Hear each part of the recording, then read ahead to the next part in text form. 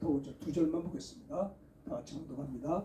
사도와 함께 모이사 그들에게 분부하여 이르시되 예루살렘을 떠나지 말고 내게 들은 바 아버지의 약속하신 것을 기다리라.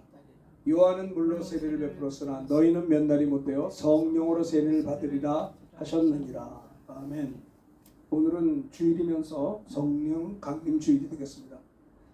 예수님이 십자가에 피 흘려 죽으시고 부활하시고 사망 권세 깨뜨리고 사흘 만에 마귀 권세 깨뜨리고 부활하신 다음에 40일 동안 세상에 계시면서 우리 주님께서 부활의 주님이 제자들에게 찾아가 주셨고 여인들에게 찾아가 주셨고 많은 사람들에게 나타나셨습니다.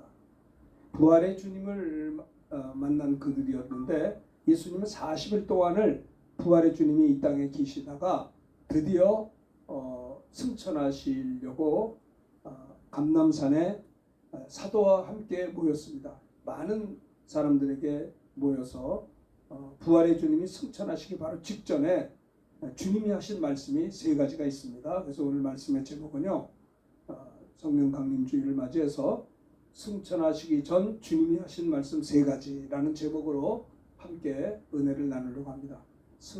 부활하신 주님이 승천하시기 바로 직전에 주님이 하신 말씀이 세 가지가 있으세요. 이 말씀의 의미가 어떤 뜻이 있는가에 대해서 함께 은혜를 나누려고 합니다. 첫 번째는 우리 4절을 함께 사도행전 1장 4절을 함께 봉독합니다. 시작. 예루살렘을 떠나지 사도와 함께 모이사 그들에게 분부하여 이르시되 예루살렘을 떠나지 말고 내게서 들은 바 아버지께서 약속하신 것을 기다리라. 승천하시기 전 주님이 하신 말씀 첫 번째가 뭐냐면요, 그들에게 분부하시기를 이르시되 예루살렘을 떠나지 말라라는 겁니다. 예루살렘을 그들에게 분부하셨다. 분부하여 이르시되 헬라어로 파랑겔로라는 뜻이에요. 파랑겔로, 분부하였다. 분부하여 이르시되 팔랑겔로, 이건 뭐냐면 원어의 뜻은 명령했다는 거예요. 분부대 명령의 명령을 내리다. 그들에게 지시하다. 부활의 주님이 승천하시기 전에 그들에게 분부하여 이르시되 팔랑겔로, 명령하여 이르시되 지시하여 이르시되 명령을 내렸다는 거죠. 뭐라고 했냐면 예루살렘을 떠나지 말라는 거예요. 예루살렘에서 흩어지지 말라는 것을 이야기하고 있는 것이죠. 주님이 하신 말씀이 뭐라고요? 제일 먼저 분부하신, 승천하시기 전에 주님이 하신 첫 번째 말씀이 뭐냐면 내가 하늘로 승천한다고 해서 흩어지면 안 된다. 예루살렘을 떠나서는 안 된다라는 겁니다. 이게 무슨 뜻일까요? 예루살렘을 떠나지 말는, 생각해 보세요. 같이 부활의 주님과 40일 동안을 살다 제자들이 함께 있다가 갑자기 승천해 버리신다. 떠나버리신다. 그러면 이들이 주님이 안 계시니까, 주님의 눈에 안 보이니까 흩어지기가 쉽잖아요.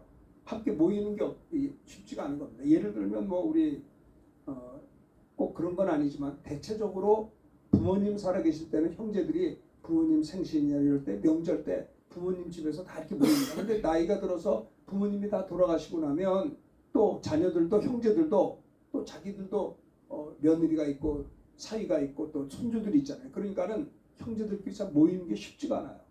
그러니까 부모님이 계셔야 그래도 부모님 생신이라든지 구정이나 추석 때 부모님께 가서 이제 세배도 하고 명절을 지키잖아요. 그런데 부모님이 다 안 계시면 어떻게 돼요? 형제들이 예전같이 이렇게 모이는 것이 쉽지가 않습니다. 그러니까 마찬가지로 이렇게 비유가 될지 모르겠습니다만은 부활의 주님이 세상에 계실 때는 제자들과 함께 40일 동안을 함께 지냈단 말이에요. 그런데 이제 승천하실 날이 가까워서 감람산에서 사도와 함께 모이사 그들에게 분부하여 이르시되, 내가 승천한다고 해서 뭐예요? 예루살렘을 떠나지 말라는 것입니다. 예루살렘을 떠나서는 안 된다. 이런 말씀을 하신 거죠. 이 말씀이 무슨 말이냐면요, 주님이 승천하심으로 이제 눈에 주님 보이지가 않잖아요. 주님이 눈에 보이지 않으니까 이들이 생각할 때, 야, 주님이 우리를 떠났다, 주님이 우리를 외면했다, 주님이 우리를 버린 것이 아닌가, 낙심하기가 쉬워요. 그래서 우리 주님은 승천하시기 직전에 그들에게 분부하여 말씀하시기를 예루살렘을 떠나지 말라. 너희들은 흩어지지 말고 예루살렘은 그 당시에 어떤 면에서는 교회를 상징할 수도 있어요. 교회에서 흩어지지, 너희가 함께 모여야 된다. 성도들의 모임이 교회잖아요. 예수님이 계실 때는 그들이 자꾸 모였다고요. 같이 모여서 함께 말씀도 듣고 부활의 주님과 대화도 했는데 예루살렘에서 떠나버리면 그들이 흩어져 버려서는 안 된다는 것을, 낙심해서는 안 된다는 거예요. 주님이 승천한다 하여서 눈에 보이지 않다 할지라도 주님이 너희를 버린 것도 아니고 하니까 낙심하지 말고 계속해서 주님을 바라보며 주님 앞에 나아오라는 것입니다. 예루살렘을 떠나지 말라. 떠나지 아니할 때, 떠나지 아니하고 그들이 있을 때 주님의 역사가 시작된다라고 하는 것입니다. 중요한 것은 뭐냐? 신앙생활은 뭐예요? 믿음입니다. 믿음이란 피스토스라는 말은 순종하기를 계속한다는 뜻이에요. 하나님 앞에 제사도 중요하지만 순종이 더 귀하다. 제사보다 순종을 더 귀히 여기신다고 했어요. 떠나라 하면 떠나고 땅끝까지 가라 하면 가고 떠나지 말라 하면 떠나지 않는 것이 신앙입니다. 예나 지금이나 주님의 제자들은요, 성도들은요, 승리의 비결이 뭐냐? 주님의 말씀에 순종하는 것입니다. 여러분, 저와 여러분들이 이 땅에 살면서 승리하는 신앙생활 해야 되지 않겠어요? 패배하지 않아야 될 거예요. 한 번밖에 없는 인생인데, 한 번밖에 연습할 수 없는 믿음 생활을 하고 있는데, 저와 여러분들이 주님 앞에 서는 그날에 낭패를 보면 안 되잖아요. 승리해야 될 거 아니에요. 주님 오시는 그날에 잘하였도다 착하고 충성된 종아 칭찬받아야 되지 않겠습니까? 그러면 저와 여러분들이 승리할 수 있는 비결이 뭐냐? 간단해요. 주님의 말씀에 순종하는 겁니다. 여기도 제자들이 주님이 승천하시는 그 상황 속에서 예루살렘을 떠나지 말라 그러면 안 떠나면 되는 거예요. 땅끝까지 가면 되는 거고요. 예나 지금이나 제자들은, 성도님들은 승리의 비결이 뭐냐? 주님의 말씀에 순종하는 것이고 그것이 역사가 일어나는 겁니다. 그럴 때 능력이 나타나는 것이에요. 요한복음 2장에 보면 주님이 공생의 당시에 첫 번째 이적을 가나온 인자치집에서 가셔서 물이 포도주가 되게 하시는 이적을 베풀 말미암아 제자들이 예수를 믿었다고 그랬어요. 그런 역사가 나타나니까 어떻게 물이 포도주가 됐습니까? 간단해요. 결혼식 연애를 할 때 포도주를 접대하는 것이 기본적인 건데 이것이 만약 없다면 굉장히 예의가 없는 그 유대인의 풍습이거든요. 그 낭패를 볼 수 있는 상황에 마리아가 예수 하인들에게 주께서 무슨 말씀하는지 그대로 하라. 그래서 주님이 하인들에게 포도주가 없는데 돌 항아리 6개 물을 채우라. 아니 지금 포도주가 필요한데요. 대답하지 않았어요? 채웠어요. 그리고 갖다 주어라. 이건 더 힘든 거예요. 갖다 주다가 연회장에 갖다 주다가 무슨 망신을 당할지도 모르는데, 그러나 이 하인들은요, 주님이 무슨 말씀하든지 그대로 순종했기 때문에 갖다 주다가 물이 포도주가 되었던 거예요. 연회장이 물로 된 포도주를 맛보고 야, 이 귀한 것이다. 너희들은 이렇게 귀한 것을 지금까지 두었느냐 칭찬할 정도로 그렇게 된 것이죠. 제자들이 이 오순절 마가다락방 성령 강림 이전과 이후가 달라요. 3년 동안 제자들은 예수님에게 회당에서 말씀을 배웠습니다. 두루다니며 천국 복음을 전파할 때 함께 있었습니다. 백성 중에 모든 병과 약한 것을 고칠 때 제자들은 함께 있었습니다. 오병이의 이적을 보았습니다. 또 10명의 한센실 환자들이 고침받는 것을 보았습니다. 바람과 풍랑을 꾸짖어 잠잠시키는 것을 보았습니다. 예수님이 가는 곳마다 복음을 전하고 귀신을 쫓아내고 온전한 사람들이 되는 걸 봤어요. 주님이 가는 곳마다 맹인이 어떻게 돼요? 듣고, 눈먼 자가 눈을 뜨고, 그렇죠? 이게 듣지 못한 자가 듣고, 이런 역사가 나타났잖아요. 그렇게 3년 동안을 예수님의 제자로서 훈련받고 했어도 이들은 성령이 임하기 전과 후가 달라요. 성령 임하기 전에는 그들은 하나님의 나라에 대한 관심이 많지 않았어요. 그래서 그들이 모이면 늘 이스라엘 나라를 회복하는 데 관심을 가졌고 예수님을 이스라엘의 임금으로 삼으면 우리들도 장관도 할 수 있잖아요.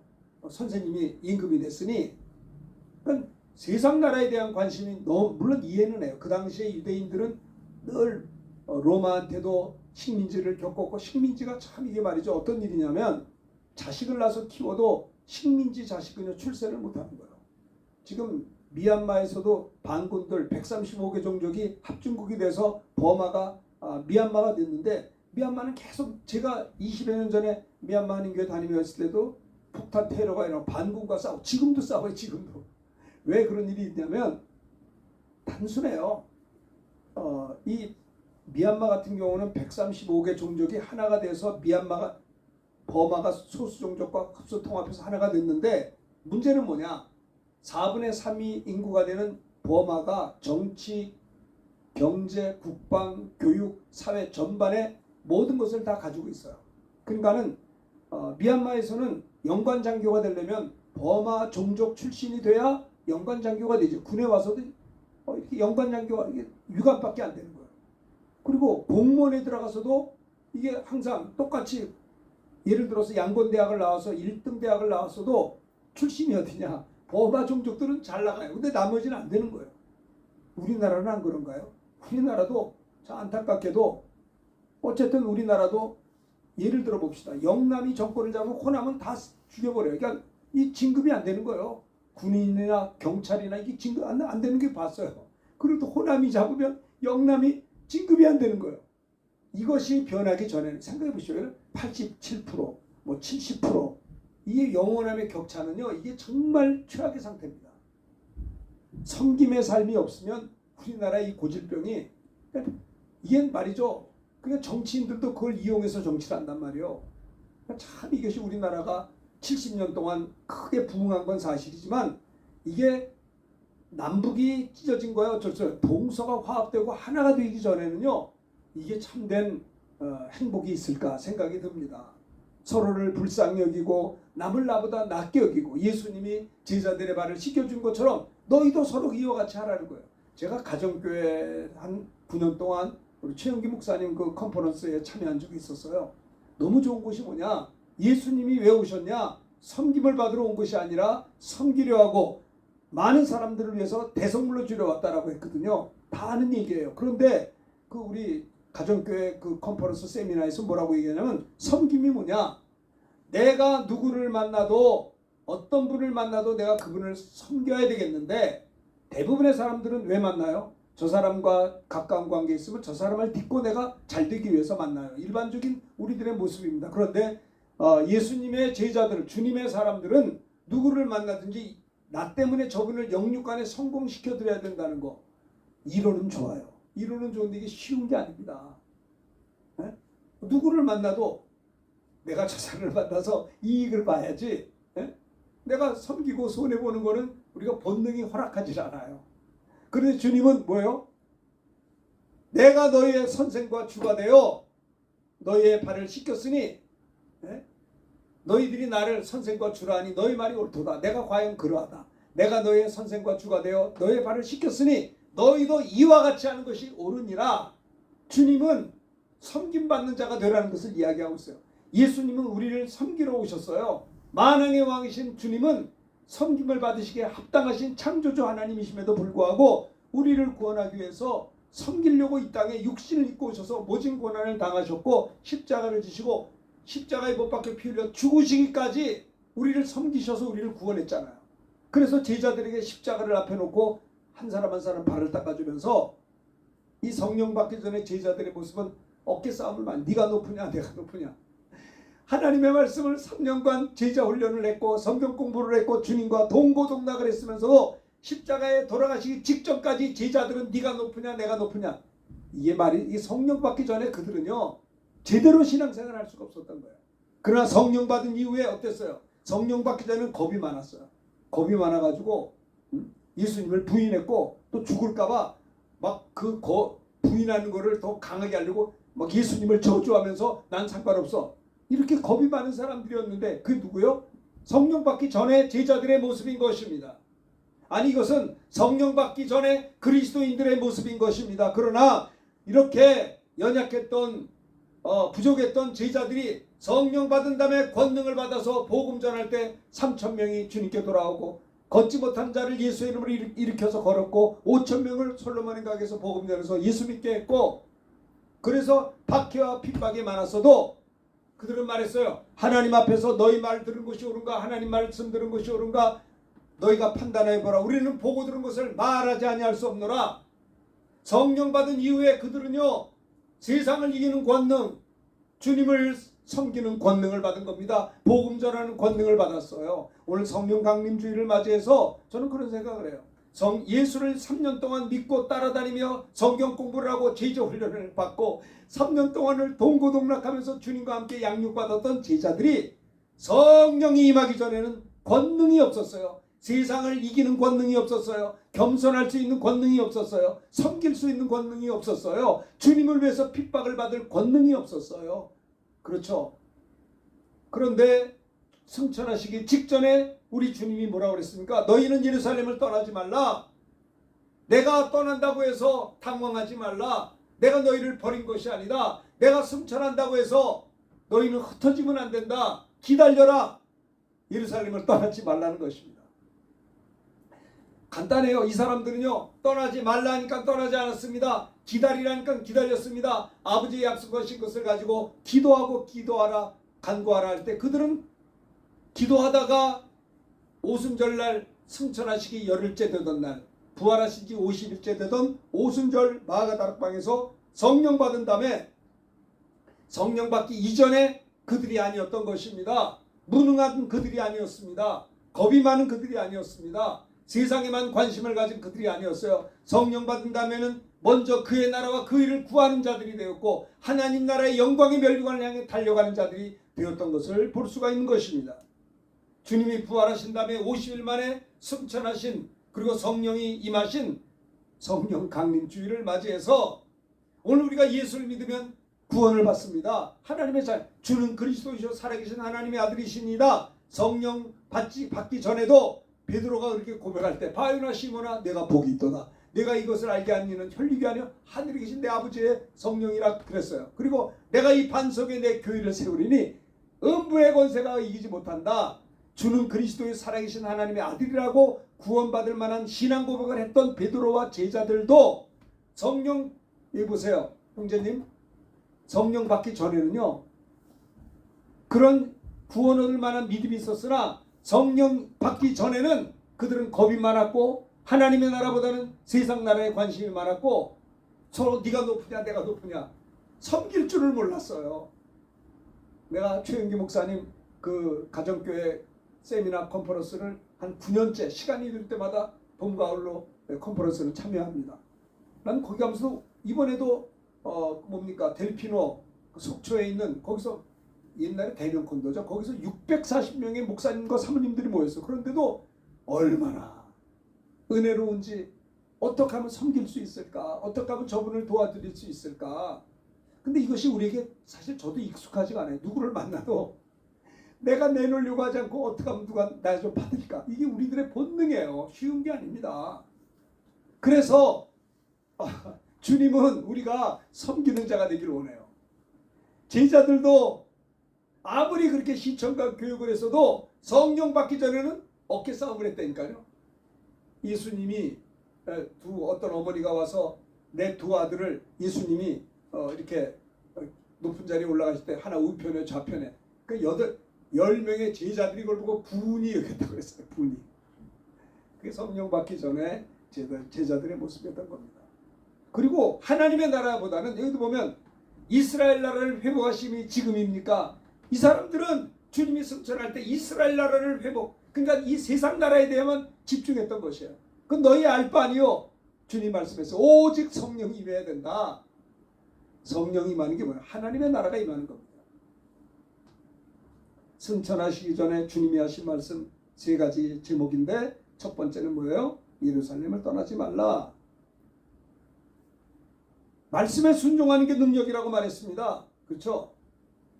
그래서 은혜 받으려면 예루살렘을 떠나면 안 돼요. 예루살렘은 교회를 상징할 수가 있어요. 예전에 참 정말 제가 은혜 받은 게 뭐냐면 그 뭐죠? 백령도가 예수 믿는 사람이 옛날에는 90%, 지금은 80%, 70% 외지 사람들이 많이 들어와서 아니 백령교회는 합동측 교회만 10개 교회가 있어요. 10개. 백령시찰이라고 있습니다. 인천도에 백령시찰 10개 교회가 모두 다 우리 합동측이에요. 그거 신기하더라고요. 그런데 거기는 이북 분들이 내려와서 이제 교회를 개척하고 이렇게 피난 때 와가지고 다 이제 백령도가 그 도가 한 만 몇 명이 되는데 90%가 예수 믿어요. 지금은 좀 많이 떨어졌어요. 외지사 하도 들어와서 한 70%가 이렇게 되는데, 근데 제가 거기 그 백령도에 가서 집회 인도하러 갔다가 어떤 목사님들이 백령도 박물관을 갔더니 백령도는 소청도도 있고 대청도도 있고 백령도가 제일 크고요. 그런데 거기에 백령도 주변의 작은 섬들과 함께 이렇게 연합을 이루고 있는데 백령도 출신의 목사님들이 그 박물관에 기독교 박물관에 갔더니 100여 명이래. 100여 명. 그쪽 아니 그 10,000명 정도밖에 안 살아요. 거기요. 만 몇천 명? 조그만 그냥 섬입니다. 백령도가. 그런데 아니 100명의 목사님들이 배출해서 쫙 이름이 나왔더라고요.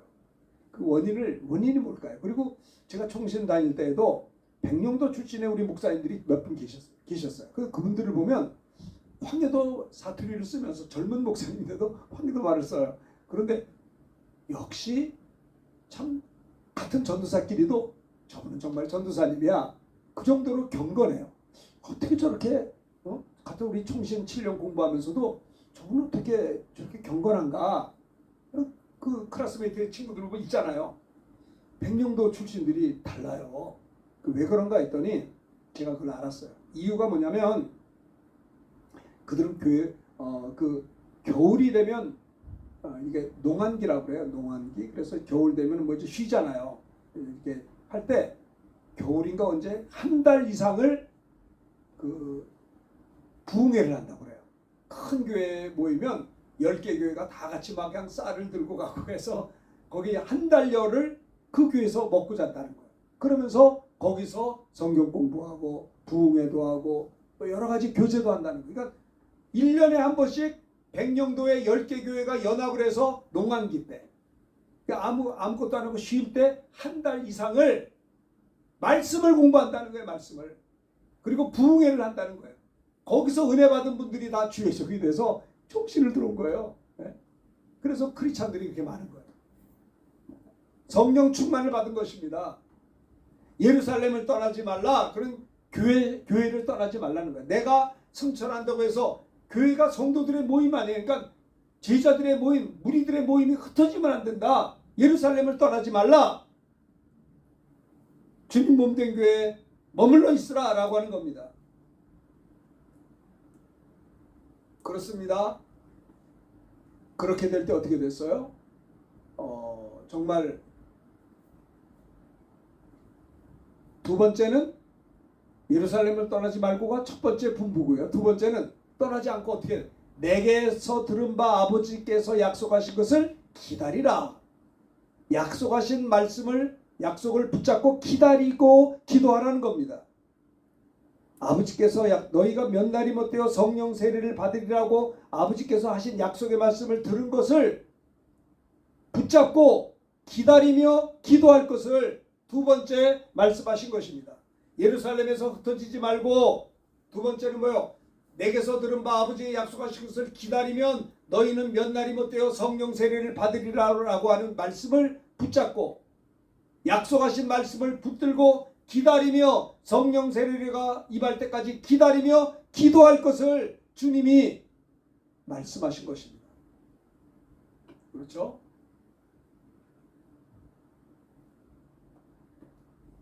그래서 그들은 사도행전 1장 14절에 보면요. 그들은 순종하여서 마가다락방에 들어가서 약속하신 성령 세례를 기다리며 기도했던 것을 볼 수가 있는데 사도행전 1장 14절 크게 한번 읽어봅시다. 같이 시작. 여자들과 예수의 어머니 마리아와 예수의 어머니들과 더불어 마음을 같이하여 오로지 기도에 힘쓰더라. 승천하시기 전에 주님이 하신 말씀이 첫째는 예루살렘을 떠나지 말라. 내가 하늘에 올라간다고 해서 너희를 버린 것이 아니다. 너희들을 외면한 것이 아니다. 내가 승천한다 할지라도 너희들은 흩어지면 안 된다.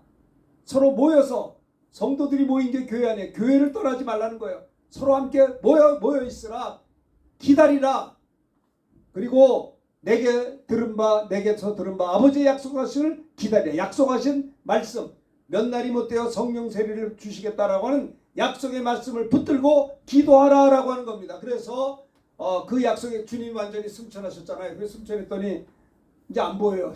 승천해가지고 그러니까는 천사가 나타나서 그 주님의 승천 광경을 바라보고 있던 제자들과 무리들을 향해서 갈릴리 사람들아 너희가 이 예수를 바라보느냐 너희가 본 그대로 다시 오시리라 했어요. 그 완전히 이제 눈에 뵈지도 않아.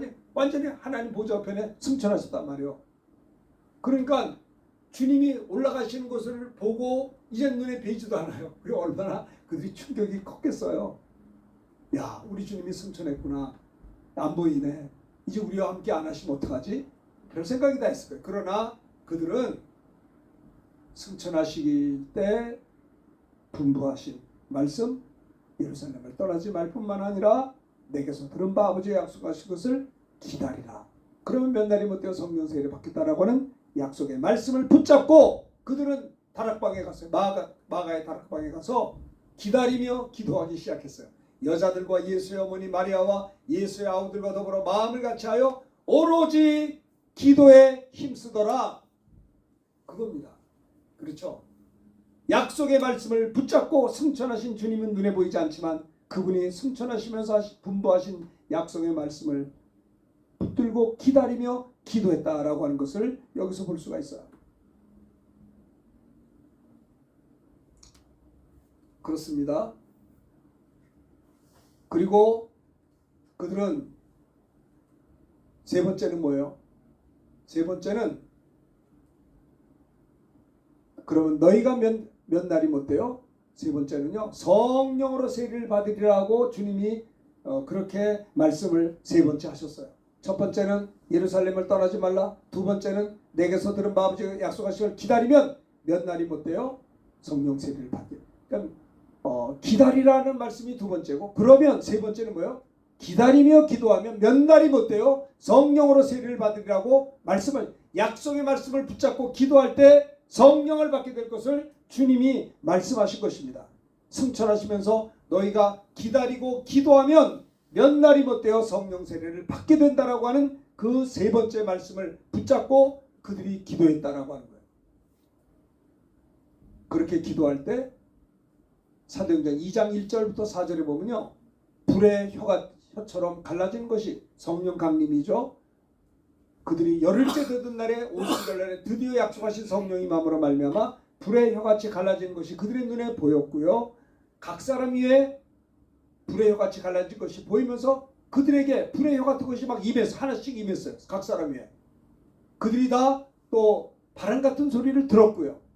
또 다 그때 성령이 마음으로 성령의 충만함을 받고 성령이 말하게 하심을 따라 다른 언어들로 말하기를 시작했다라고 하는 겁니다. 우리 합동 측이 참 이천성 목사님이라는 분이 계셨어요. 그분은 참 내가 처음에 하늘산 기도는 옛날 그때가 75년도인가 7년도인가 한번 갔었어요. 갔는데 풍계를 하시는데 이천성 목사님 상해 용사예요. 이렇게 전쟁에서 다리를 하나 잃으시고 거친 세상을 살다가 회개해서 예수 믿은 그런 목사님이신데 나는 처음에 그 하늘산 기도원을 신학교 2학년 때인가 1학년 때 갔었어요. 은혜 받는 데 갔는데 얼마나 욕을 많이 하는지 첫 설교 듣고 내가 잘못 왔구나. 내가 오늘 이제 집에 예배 끝나면 이제 집에 가야겠다. 얼마나 마음이 상했는지 무슨 목사님 이렇게 욕을 많이 하세요. 그래서 그런 걸 처음 봐가지고 그때 신학교 1학년인가 2학년 때인데 내가 이거 잘못 왔구나 해가지고 예배 끝나면 이제 집에 가야겠다. 여기 참석 안 하려고 너무 욕이 막 심하니까. 근데 그 욕이 아니라 그의 언어더라고요. 그 말이 그렇게밖에 할 줄 몰라요. 그래서 강하게 얘기할 때는 욕이 더 강해. 굉장히 저는 이제 총신 출신이지만 우리 교회는 고신이었거든요. 굉장히 율법적이고 목사님들이 거룩했는데 그렇게 목사님들이 입에서 처음 들었던 거예요.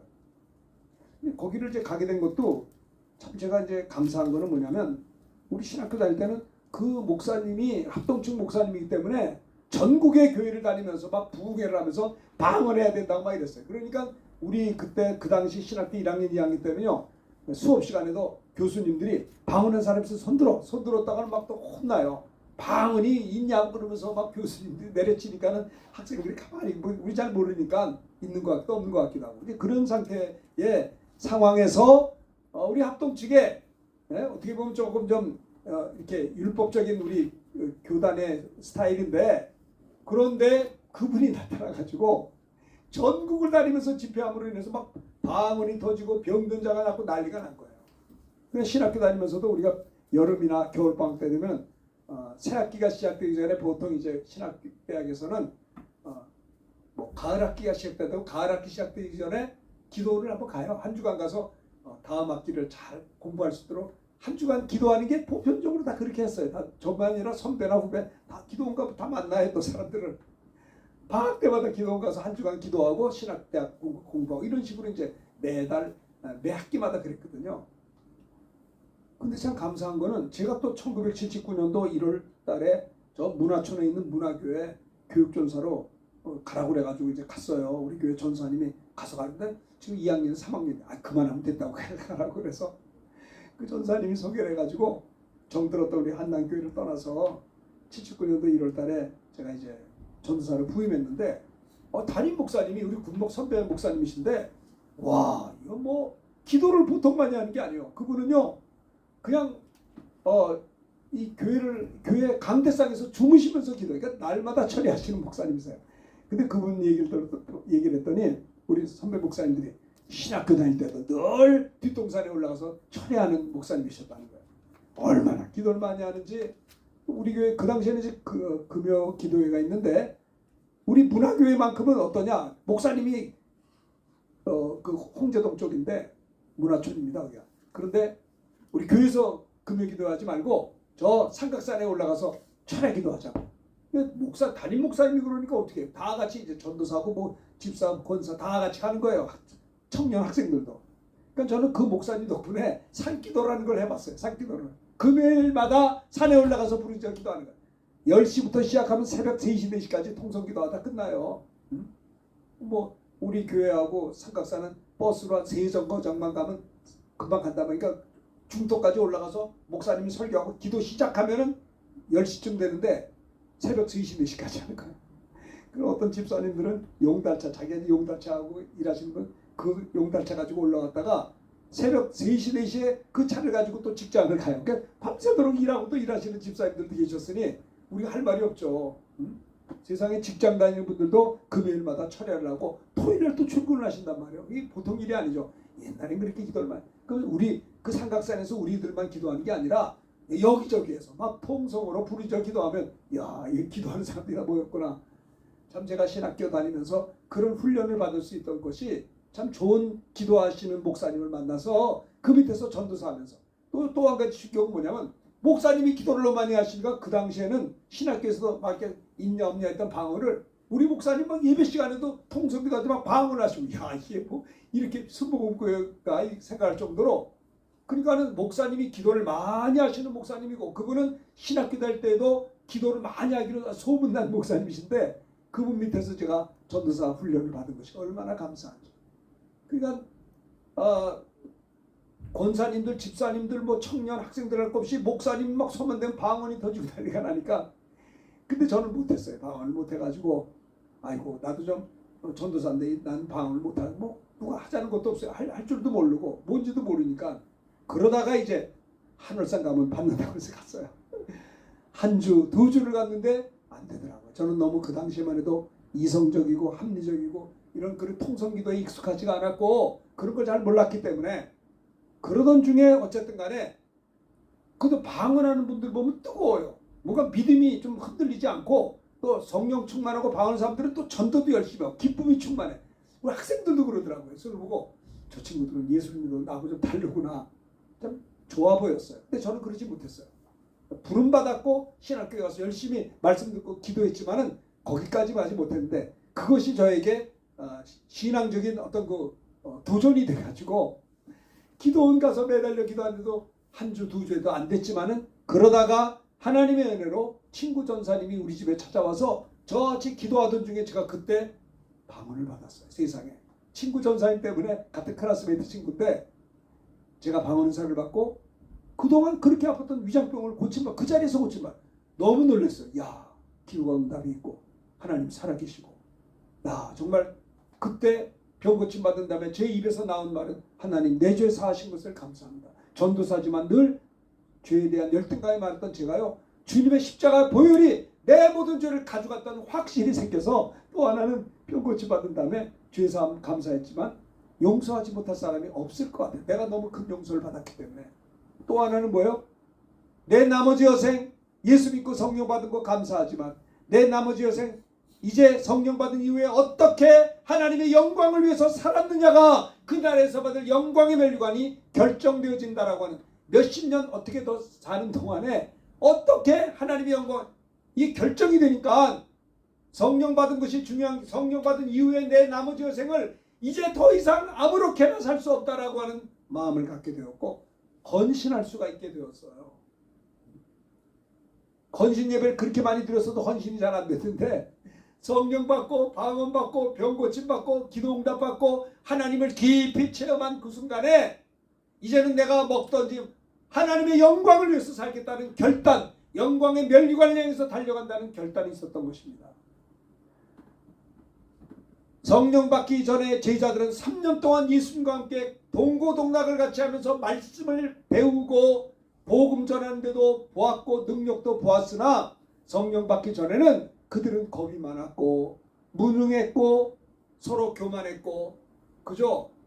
세상 나라에 대한 관심 아니 성천하식 직전에도 몇 날이 못 되어 성령 세례를 받는다 했는데도 동문서답을 해요. 이스라엘 나라를 회복하심이 지금입니까? 예수님이 승천하는 게 이스라엘 회복이 아니라 우리를 구원하려고 승천하시고 성령 보내주려고 하는데 동문 그는 너희의 알 바가 아니요 아버지의 권한이 두셨으니 너희 알 바가 아니요 오직 성령이 임하면 무능한 너희들이 권능을 받고 예루살렘과 유대와 사마리아 땅까지 내 증인이 된다는 거예요.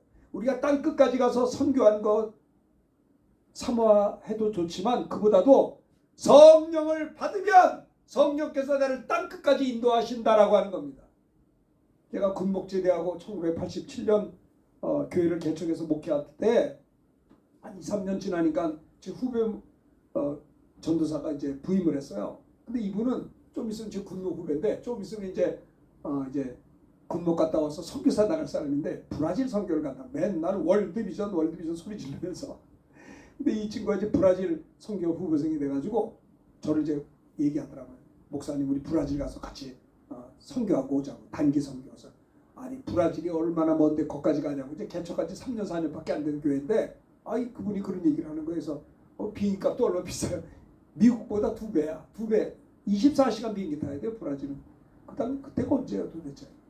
그래서 내가 아이 그건 뭐 나중에 갑시다. 그런데 어떻게 해가지고 저를 꼬드겨가지고 제가 이제 그때 막 부흥회도 인도하니까 브라질 상파울로하고 리오데자네이루 이런데 뭐 무슨 뭐 한인교회 부흥회 무슨 뭐 상파울에 무슨 뭐 부흥회 뭐 현지 부흥회 스케줄을 잡아놓고 목사님 부흥회하러 가자는 거예요.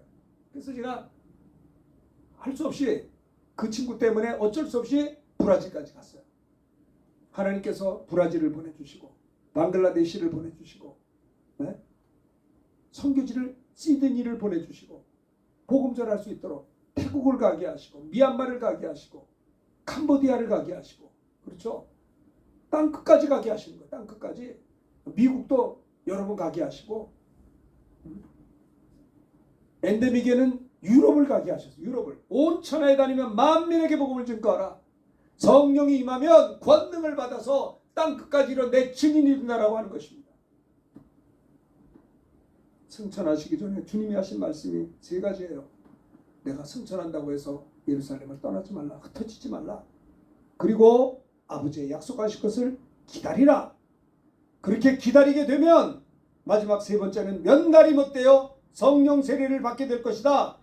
주님의 약속의 말씀을 붙잡고 기다리며 기도할 때 성령을 받게 된다 했습니다.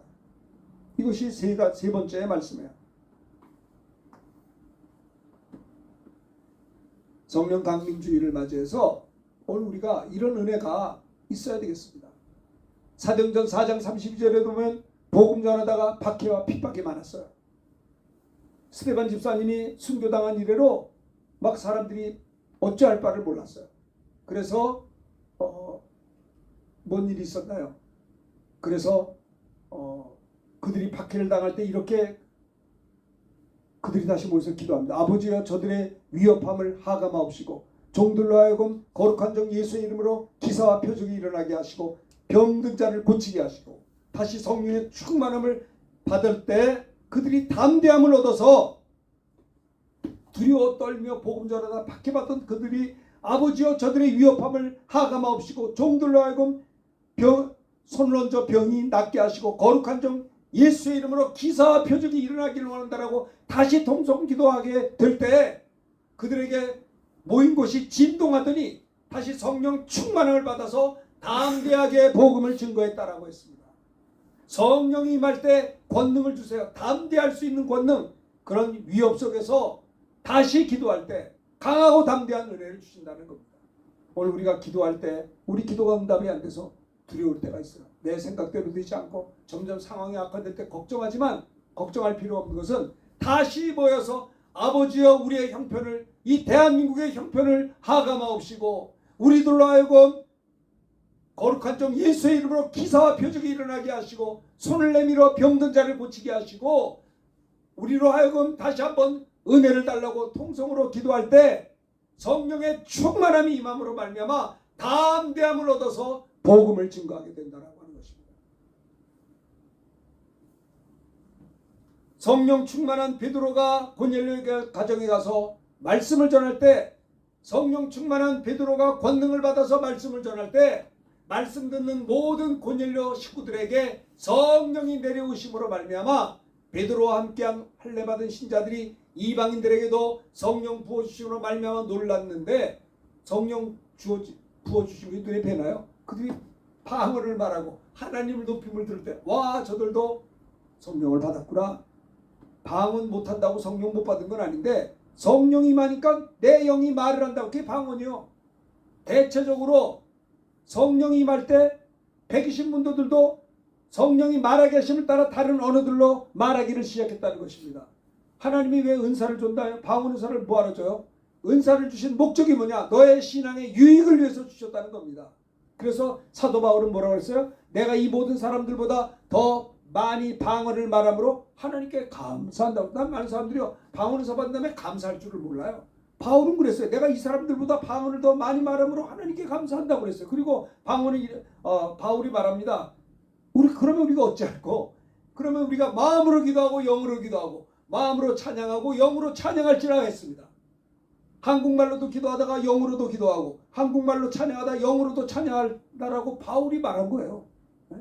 어떤 이들은 방언은 다 끝났다는 말이 성경에 어디 있습니까? 예수 그리스도는 히브리서에 보면 어제나 오늘이나 영원토록 동일하시다고 했어요. 그렇습니다. 한국 초대교회도 정말 장대은교회 회개운동, 부흥운동으로 인하여서 성령 충만의 역시 김익도 목사님 같은 분은 안진뱅이를 일으켰다고요. 네? 권능이 나타났다고요. 방언을 말하게 되었고 오늘날 유럽이 발전함으로 인해서 신앙이 이제 타락하게 되고 세속에 오염된 것처럼 대한민국도 뜨겁게 고난 속에서 60년, 70년대, 80년대 중반까지는 뜨거웠던 우리 신앙생활이 88 올림픽을 기해서 급작스럽게 GNP가 $10,000가 되고 네? 그리고 마이카 시대가 도래되고 향락문화가 시작돼가지고 나중에 막 그 부흥했던 한국교회가 주춤하다가 IMF를 당하게 되고 IMF 때 다시 회개하면 돌아오는 듯 했지만 여전히 우리가 잘못하면 이 뭡니까? 유럽을 닮아갈 수 있다라고 늘 목사님들이 걱정하고 있는 것이에요. 지금 참으로 많이 강팍해졌죠. 우리 한국교회가 다시 한번 성령 강림주의를 맞이해서 승천하시기 전 주님이 하신 세 가지 말씀을 기억하면서 주님 말씀, 예수를 믿어도 주님 말씀에 귀를 기울이고 예루살렘을 떠나지 말라. 교회를 떠나지 말고 뭐해요? 내가 승천했다고 해서 너희를 버린 게 아니고 기다려라. 그러면 기다리면 내게서 들은 바 아버지의 약속하신 것을 기다리라. 떠나지 말고 기다리라. 약속하신 성령 세례를 주시겠다는 약속의 말씀이고 기도하라는 겁니다. 그럼 어떻게 돼요? 세 번째, 약속의 말씀을 붙들고 기도하면 성령을 받으리라. 받게 된다라고 하는 겁니다. 이 간단한 이 세 가지 약속의 말씀을 붙잡고 기도해야 되는 거예요. 이거를 초월해서는 안 되는 것입니다. 성령 받기 전과 후가 달랐어요. 베드로도 성령 받은 이후에 성령의 이끌림을 받아서 로마 감옥에서 순교하긴 그날까지 성령의 인도하심으로 다메섹에서 회개하고 예수 믿고 아나니아에게 기도받아서 성령 충만 받은 다음에 다메섹부터 보고 예수는 하나님의 아들이고 유대인들이 놀란 거예요. 성령이 진리의 성령이 오시면 그가 나를 증거할 것이요. 성령이 오신 목적이 뭐예요? 예수 증거하려고 오신 거예요. 그러니까 성령 받은 사람들의 특징이 뭐냐? 내가 용기는 없지만 부끄러움이 많지만 전도하려고 하는 마음이 불타요. 근데 예수를 믿으면서도 전도할 마음이 하나도 없어. 왜요? 그것은 성령을 못 받았든지 아니면 성령을 받았어도 충만하지 않은 것인지 둘 중에 하나요. 네? 그렇습니다. 우리가 은혜 받고 은혜가 충만하면 하지 말래도 복음. 성령 충만하면 그가 나를 증거할 것이요. 오늘 성령 강림주일을 맞이해서 우리 주님이 우리에게 원하는 것이 뭘까요? 너희들은 예루살렘을 떠나지 말라. 그리고 아버지께로부터 들은 바 약속하신 것을 기다리라. 두 번째, 세 번째는 뭐예요? 그렇게 되면 몇 날이 못되어 성령 세례를 받게 될 것이다. 약속의 말씀을 부여잡고 기다리며 기도할 때 성령을 받게 돼서 그들은 권능을 받아서 성령 받은 이전과 후가 달랐잖아요. 성령 받기 전에 겁이 많았다가 성령 받은 다음에 하나님 말씀 듣는 것이 옳다. 그래서 제자들은요 땅끝까지 가서 복음 전하다가 다 순교당했어요. 사도 요한만 밤매섬에 유배돼가지고 요한계시록을 기록해서 수가 다닌 데까지 살았지만 대부분의 제자들은 모두 다 내 증인이 되리라. 둘러스 증인. 이것이 순교자라는 뜻도 있어요. 네. 그렇게 그 순교자들에 의해서 땅끝까지 복음이 증거되는 겁니다. 대한민국도 140년 전에 서구의 젊은 엘리트 목사님들, 선교사님들이 오셔서 순교를 당해서 대한민국을 복음화했던 것이에요. 하나님 앞에 저희들이 성령 강림주일을 맞이해서 승천하시기 전 주님이 하신 말씀 세 가지를 꼭 다시 한번 되새기면서 예루살렘을 떠나지 말라. 은혜 받기 전에는 떠나면 안 돼요. 성령 받기 전에는 떠나지 말고 약속하신 말씀 붙잡고 기도할 때 어떻게 돼요? 성령 충만을 받게 된다라고 하는 겁니다. 그때 권능을 받게 돼서 세상을 이기는 권능, 병 고치는 권능, 귀신을 쫓는 권능, 세상을 이기는 권능, 복음 전하는 권능, 그렇죠? 하나님께 영광 돌리며 이 세상을 이길 수 있는 권능, 땅끝까지 예수 증거하는 권능을 받게 된다라고 하는 것입니다. 오늘 우리 모두가 이 말씀 들은 것을 기억하면서, 그래서 누굽니까? 저기 누구요? 사도 바울이 에베소에서도 그랬잖아요. 에베소에도 너희가 믿을 때 성령을 받았느냐. 그랬더니 뭐라고 그랬어요? 우린 성령이 있음을 듣지도 못했습니다. 바울이 에베소 교인들에게 안수할 때 성령이 그들에게 임하심으로 말미암아 방언도 하고 예언도 하는데 12사람쯤 되었다라고 사도행전 19장에 말씀했어요. 그렇죠? 너희가 무슨 세례를 받았냐? 요한의 세례밖에 받지 못했다. 그래서 주 예수의 이름으로 세례를 베풀고 그들에게 예수 믿은 그들에게 안수할 때 에베소 교인들이 성령이 그들에게 임함으로 안수할 때 성령이 임함으로 말미암아 방언하고 예언대 12사람이 되었다라고 사도 바울이, 그러니까 성령 받은 사람에 의해서 복음이 전해지고 그들이 안수할 때 성령이 또 임하고, 그렇죠? 성령이 임하니까 복음 전하고 또 그들에게 안수할 때 성령이 임하고 기도할 때 또 역사하고, 이런 아름다운 역사가 있어져야 될 것입니다. 한국교회가 다시 한번 성령 충만한 교회로, 성령을 사모하는 교회로, 성령의 은사 신령한 것을 사모하며 사랑을 추구하며, 성경에도 보면 신령한 것을 사모하라 그랬어요. 은사를 받아서 유익하게 복음 전하는 데 사용할 것을 하나님 말씀, 성경은 우리에게 말씀하고 있는 것입니다. 참 한국교회도 은혜 받기까지 옛날에 평양에서 사경회를 하면요, 한 주간 하기라고 연장 2주간, 아니 부흥회를 한 주간 하다가 은혜가 넘치게 한 번도 없으니까 연달아 14일을 부흥회를 했다고요. 그렇게 말씀을 사모했어요. 은혜 받을 때까지 우리 떠날 수 없다. 더 은혜 받자. 대한민국이 이렇게 부흥회라든지 사경회를 통해서 철저하게 죄를 회개하고 은혜 받고 길선주 장로가 자신의 죄를 자백할 때 같이 예배드렸던 1,500명의 성도들이 함께 통해 자복하며 그들이 모두 다 회개에 합당한 열매를 맺고 성령 충만을 받아서 평양이 복음화 되었던 것을 우리가 볼 수가 있는 것이죠.